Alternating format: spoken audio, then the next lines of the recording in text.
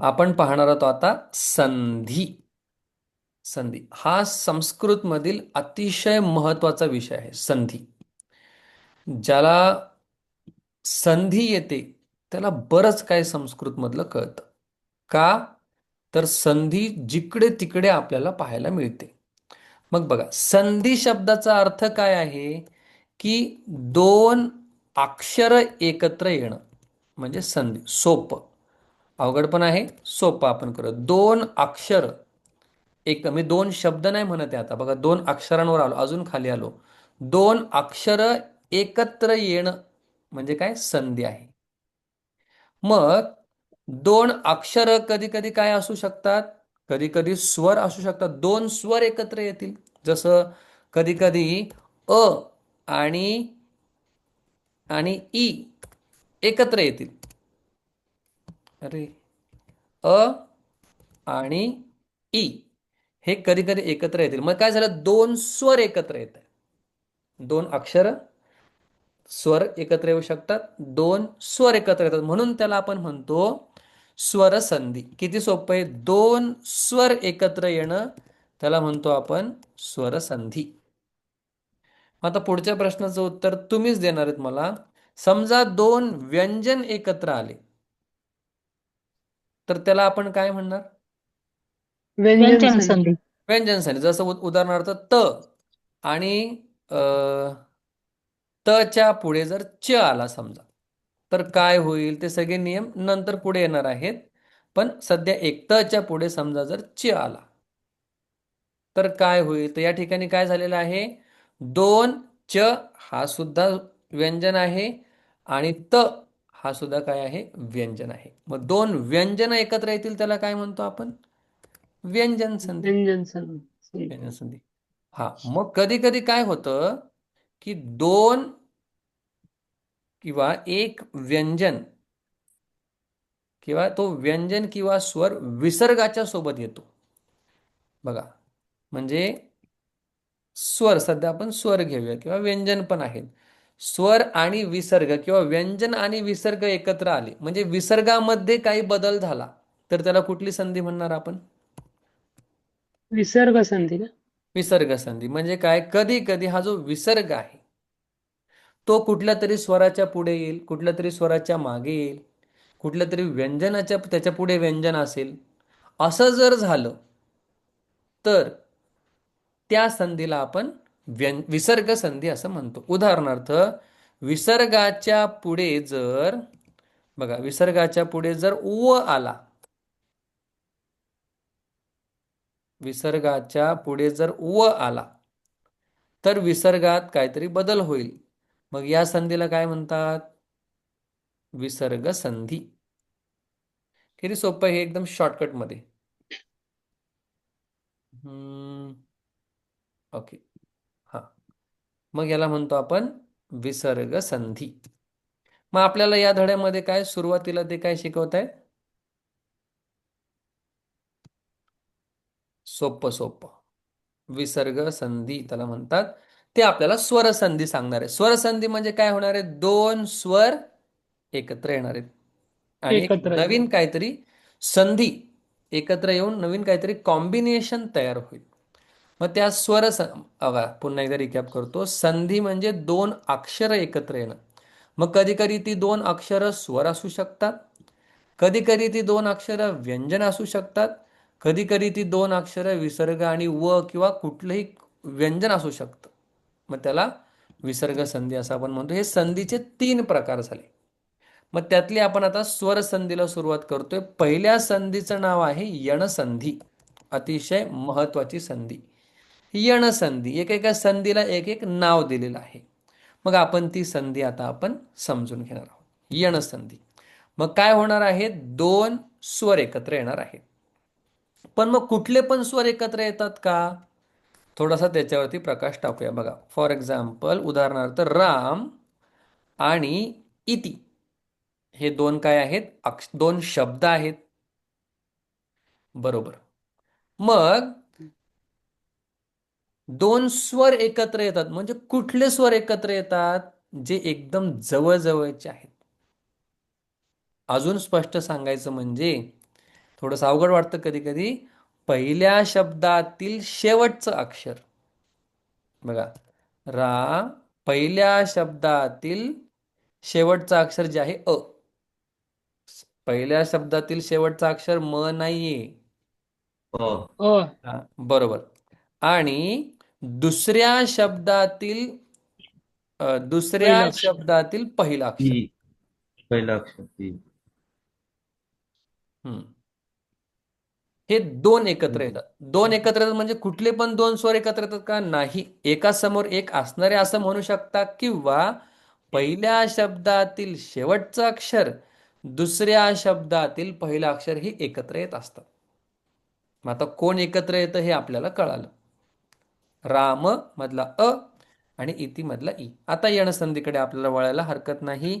संधी म्हणजे काय कळलं, त्याचे प्रकार किती कळलं, आणि कोण नक्की एकत्र येतं. मग आता मी एक नियम सांगतो, व्यवस्थित ऐका. अगदी सोपा आहे. बघा, ई, उ, ई, उ, उ.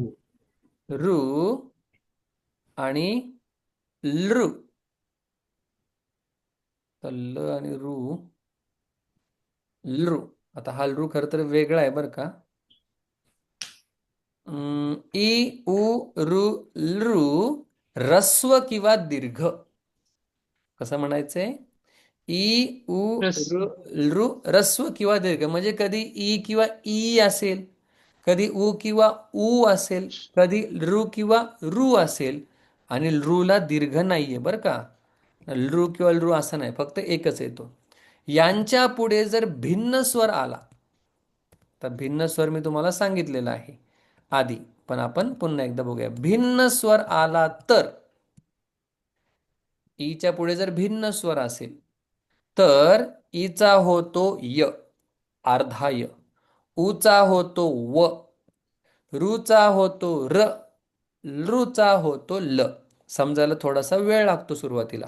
एकदा का पकडलं मग पुढे पटापट चालतं. काय यण संधी आहे बघा, सांगताना असं म्हणायचं, ई, उ, र, लृ ऱ्हस्व किंवा दीर्घ यांच्या पुढे भिन्न स्वर आल्यानंतर ईचा होतो य, उचा होतो व, ऋचा होतो र, लृचा होतो ल. मग आता भिन्न स्वर काय एकदा समजून घेऊया. भिन्न म्हणजे भिन्नच्या विरुद्ध काय? सारखा. समजा अच्या पुढे जर अ आला, तर हा काय भिन्न स्वर आहे का? नाही, सारखे नाही. स्वर आहेत ते. मग भिन्न स्वर म्हणजे काय? ईच्या पुढे ई नको, उच्या पुढे उ नको, ऋच्या पुढे ऋ नको, सारखे स्वर समोर नकोत. म्हणजे काय? भिन्न स्वर असेल तर. मग सारखे स्वर असतील तर काय होईल? वेगळी संधी होते. त्याला दीर्घ संधी म्हणतात. यांनी दिलेले नाही, पण आपण एकदा शिकूया ती दीर्घ सुद्धा. अगदी सोपी आहे. पहिला आता इकडे लक्ष देऊया. म्हणजे काय? भिन्न स्वर म्हणजे जे सारखे नाही. समजा आता अच्या पुढे ई आला, आहे का तो वेगळा स्वर? आहे. आहे. मग त्यांची संधी होईल का? म्हणजे भिन्न स्वर असेल तर हो, संधी हो. होणार. होईल. मग आता आपण प्रत्येकाचं एक एक उदाहरण पाहूया. ईचं एक, ऊचं एक, ऋचं एक, लृचं एक. कसे सोडवायचे त्याच्या स्टेप सुद्धा पाहूया. हे एवढं महत्वाचं आहे. जेवढे काही श्लोक असतात त्याच्यामध्ये संध्याच संध्या असतात. संध्या कळले तर श्लोक आपल्याला वेगळे करता येतील. श्लोक वेगळे केले, विभक्त्या कळतील. विभक्त्या कळाल्या, अर्थ कळतील. कशी सिक्वेन्स आहे? श्लोक, त्याच्यामध्ये संधी, संधीला वेगळं केल्यानंतर विभक्त्या भेटतात, विभक्त्यांना समजल्यानंतर श्लोक कळतो. आता बघा एक एक उदाहरण सोपं सोपं बघूया. इति, इति प्लस अत्र. आता मी स्टेप्सने तुम्हाला सोडून दाखवतो. काय म्हटलं आपण? पहिल्या शब्दातील शेवटचं अक्षर. मग शेवटचं अक्षर काय? शेवट. ई आहे. ई. आणि दुसऱ्या शब्दातील काय? पहिलं अक्षर जे अ. पहिलं. आहे अ. हो. हा, मग त्या अ ला आपण काय करणार का? काहीच नाही करणार, वेगळं केलं. आता बघा, पहिल्या शब्दातील शेवटचं अक्षर, दुसऱ्या शब्दातील पहिलं अक्षर, आता यांच्यामध्ये संधी होईल. मग काय संधी होणार आहे बघा. ईच्या पुढे भिन्न स्वर आला. अच्छा, ईच्या पुढे आलाय म्हणजे भिन्न आहे. मग ईचं रूपांतर हो. कशात होईल? य य मध्ये. य मध्ये. य आता मी मध्ये करतो ईचा य. अर्धा य. ई, त, य, यत्र. अ, त्र. थांबा काय नका करू, त्र. हम्म. हे झालं. आता सगळ्यांना एकत्र करायचं. मग संस्कृतमध्ये असा एक छोटासा नियम आहे, बऱ्याच जणांना माहीत नसतो. जर दोन, ऐका ऐका ऐका, जर दोन व्यंजन एकत्र येत असतील, दोन व्यंजन जर एकत्र येत असतील, समजा त आणि य हे दोन व्यंजन एकत्र येत आहेत, तर पहिल्या व्यंजनातील, ऐका, त आणि य हे दोन व्यंजन आहेत, ते जर एकत्र येत असतील तर पहिल्या व्यंजनातील उभी रेष निघून जाते.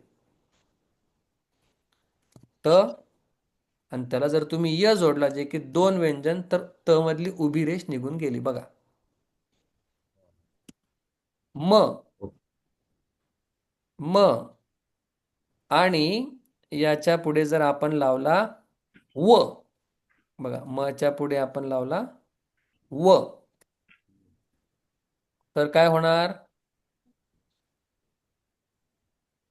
व म मधली उभी रेष निघून जाईल आणि होईल म. म म हा, ते मग. वाचू शकत नाही सध्या, थांबा. म जोपर्यंत पुढचा शब्द हम्म. येत नाही. हम्म. ठीक आहे, तोपर्यंत हम्म. म्हणजे काय? दोन व्यंजन एकत्र येत असतील तर त्यातल्या पहिल्या व्यंजनाची उभी रेष निघून जाते. मग आता इत्यत्र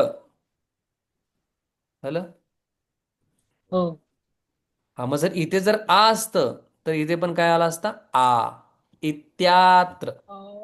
त्र. कारण की या अ मध्ये आपण काय केलं, य मध्ये आपण काय केलं? पाठीमागचा अ तर टाकला. घेतला. आता आपण दुसरं उदाहरण पाहूया, सोपं. तू प्लस अत्र, किंवा आता आधी घेऊया आपण अत्र, मग खूपच सोपं होऊन जाईल ते. आदी, अरे आदी,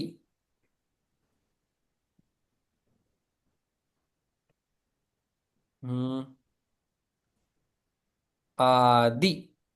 बघा, आता पुन्हा एकदा, जरी आपल्याला माहिती असेल उत्तर काय, तरी पण स्टेप्स करायच्या. तू मधला त काढला, बाजूला उ काढला, त्याच्या पुढे आपण हम्म. लिहिलं, आता मग आपण आ. काय वेगळा स्वर करणार? आ आणि दी. हा. मग आता या ऊच्या पुढे भिन्न स्वर आहे का? आहे. मग हो काय आहे ना. झालं? मग ऊच्या जागी काय होणार? ऊच्या जागी मी लिहिला व, व. आ तसाच व. आणि दी तसाच. मग आता काय करायचंय? तसा. पहिल्या अक्षरातील काय होणार? उभी रेष निघून जाणार, झालं त्व. पण यावेळी पुढे व. अ नसून आ आहे, मग होणार त्वा. त्वादी. मग त्वादीचा आ. अर्थ काय? तू आदी. हं, सोपं आहे. आदी. तू आधीचा अर्थ काय सर? अर्थ आहे असं तू आधी. समजण्यासाठी घेतलेलं आहे. वादी. अच्छा व. अच्छा सॉरी. Okay sir. हा, भगवान त्वादी असती, भगवान तू आदी असती. भगवान तर आदी आहेत सगळ्यांचे, सगळ्यांच्या. असं ओके. एक फक्त समजावं म्हणून घेतलेले. मग पठतू, चला ठीक आहे. पुढे आजच आपण जो शब्द शिकलेलो आहे पितृ, त्याच्या पुढे जर आपण समजा आ घेतला, अरे वा, चांगला संयोग आहे आज. आ. तर आता काय करायचं? पहिल्या शब्दातील शेवटचं अक्षर बाजूला काढायचे. काढलं. पी. हम्म. आणि आ, आता एकच आहे त्याच्यामुळे काही चिंताच नाहीये. आ. मग काय? आच्या पुढे भिन्न स्वर आहे का? नाही ना. आच्या पुढे रूच्या भिन्न हा. पुढे स्वर का आहे सर? का? आहे. नाही.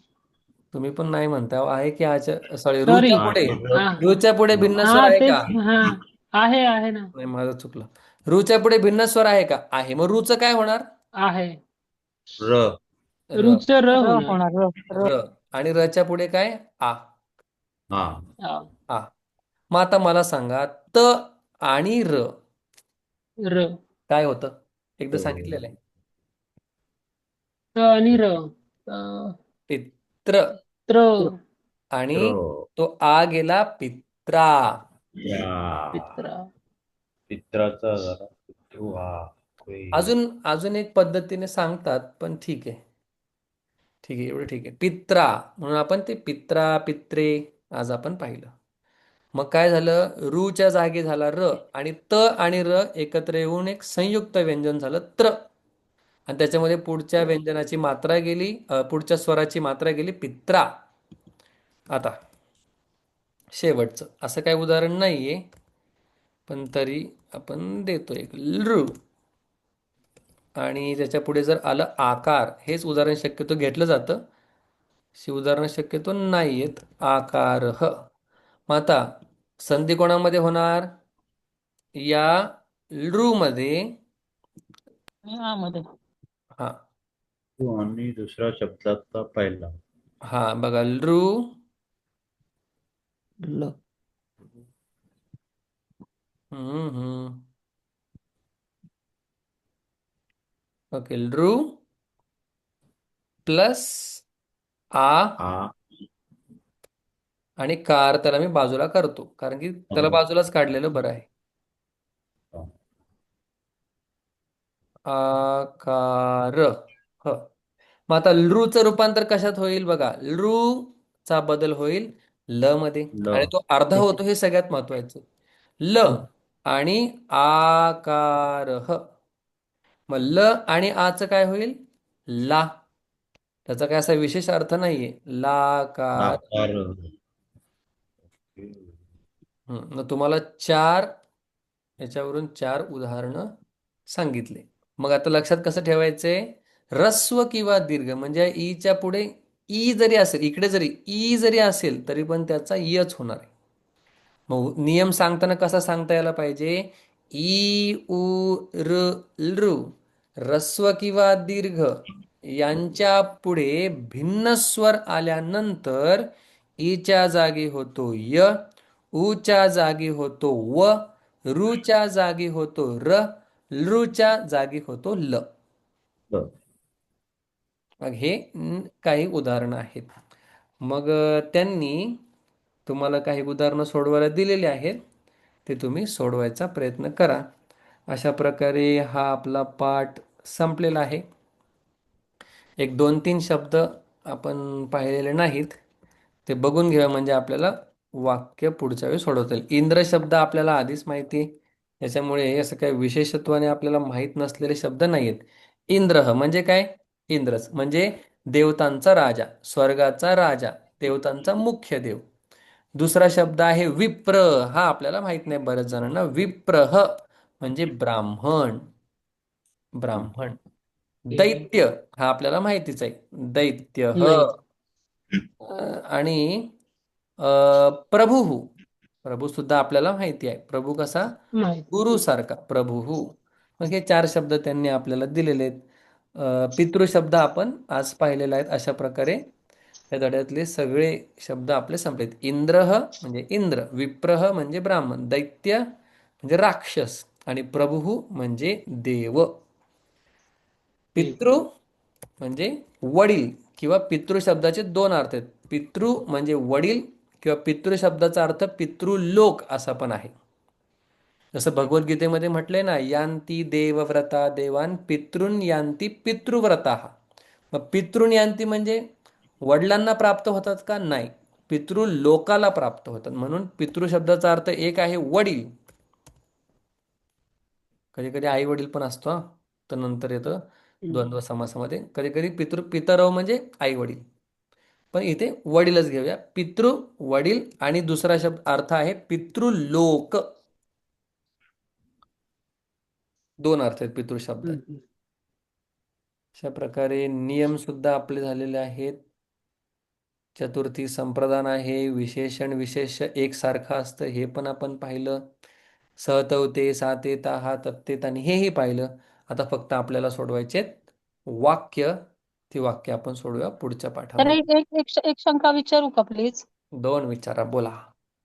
एकच विचारते. हम्म. जसं आपण आता रामच्या पुढे राम म्हणजे म हा हे व्यंजन आहे, त्याच्या पुढे आपण अ आहे हे गृहीत असतं, म्हणजे अ हा स्वर आहे. हम्म हो की नाही? म्हणजे हम्म पण म हा व्यंजन आहे. मग आपण व्यंजन संधी कशी म्हणतो? कारण प्रत्येक व्यंजनाच्या शेवटी काहीतरी स्वर हा असणारच. मग व्यंजन संधी असं काय कशी नाही. होते? तुम्हीच एक शब्द बघितलेला ज्याच्या पाठीमागं स्वर नसतो, तस्मात. किंवा तुम्हीच बघितलेलं आहे रामात. तर याच्या पुढे कुठे कुठे स्वर आहे? नाही. मग याच्याबरोबर व्यंजन संधी होईल. तस्मात. तस्मात च्या पुढे जर तस्मात गच्छती, तस्मात म्हणून किंवा तेथून जातो, मग या त आणि ग चा संधी होऊ शकते. रामात हा काय याच्या पुढे स्वर नाहीये, याची सुद्धा काय संधी होऊ शकते, काही येऊ शकतं पुढे. तस्मात प्लस अत्र पण येईल, मग स्वर आलाय, तच्या पुढे आलाय, संधी होणार. असं नाहीये की नेहमीच स्वर शेवटी असेल. असे कितीतरी शब्द आहेत त्यांच्या पाठीमागे नाहीये काय, व्यंजनांत शब्द आहेत ते. तुमचा व्यंजनांत बरोबर, म्हणजे ज्याचा शेवट व्यंजनाने होतो, ज्या हा शब्दाचा शेवट व्यंजनाने. हम्म जसं भगवत शब्द आहे, भगवत येईल पुढे. भगवत हा शब्द कसा आहे? व्यंजनांत आहे. भगवान, भगवंतो, भगवंतः, भगवंतम, भगवंतो, भगवतः वेगळा चालतो. आता राम शब्द रामात नाही का? रामान सुद्धा आहे आपल्याकडे. रामः रामौ रामा हा रामम रामौ रामान. त्या ठिकाणी सुद्धा व्यंजन आहे, मग त्याची व्यंजन संधी होणार. हा अजून डाऊट? म्हणजे सर, ज्या येस येस ज्या नाही थँक्यू. अक्षराची आपण हे तोडलेलं आहे, म्हणजे आपण म्हणतो ना त्याला, हे नाही काय समजलं. म्हणतात, थांबा थांबा थांबा, नाही समजलं. तोडलंय ना असं, शेवटी हे लावलंय बघा, भगवत त्याचा शेवटी तुम्ही हा तोडतो बघा हलंत. मराठीत. त्याला हलंत हलन. म्हणतात, म्हणजे हलंत. एखादं व्यंजन आहे, त्याला ज्यावेळेस आपण त्याला त्याची दांडी, हा पाय मोडतो हा त्याचा. हलन, पाय हा मोडून. हलंत, सॉरी, हा हम्म. तर मग त्याला तो स्वर लागलेला नाही, तो, हा त्याला स्वर शेवटी लागलेला नसतो, हम्म. बरोबर ना? हो. त्या व्यंजनाला शेवटी स्वर लागलेला नसतो, ज्याचा नसतो. पाय मोडलेला असतो त्याचा. हो. हा, हे म्हणायचं मला. येस. हम्म. ठीक आहे, म्हणजे ते शुद्ध व्यंजन आहेत. आणि जसा हा त्र आहे, हा येस, व्यंजन आणि स्वर दोन्ही मिळून आहे. स्वर आहे. कळालं धनश्रीताई? व्यंजन संधी होते. व्यंजन शेवटी हो सर असणारे थँक्यू. शब्द म्हणजे आहेत. हलंत असेल तिथे व्यंजन संधी होते थोडक्यात. कारण की ते व्यंजन आहे शेवटी. दोन व्यंजन एकत्र येतात, हो व्यंजन संधी. Yes yes thank you sir. हम्म. त्या ठिकाणी आपण थांबूया. ओम पूर्णमदः पूर्णमिदं पूर्णात् पूर्णमुदच्यते पूर्णस्य पूर्णमादाय पूर्णमेवावशिष्यते. ओम शांती शांती शांती.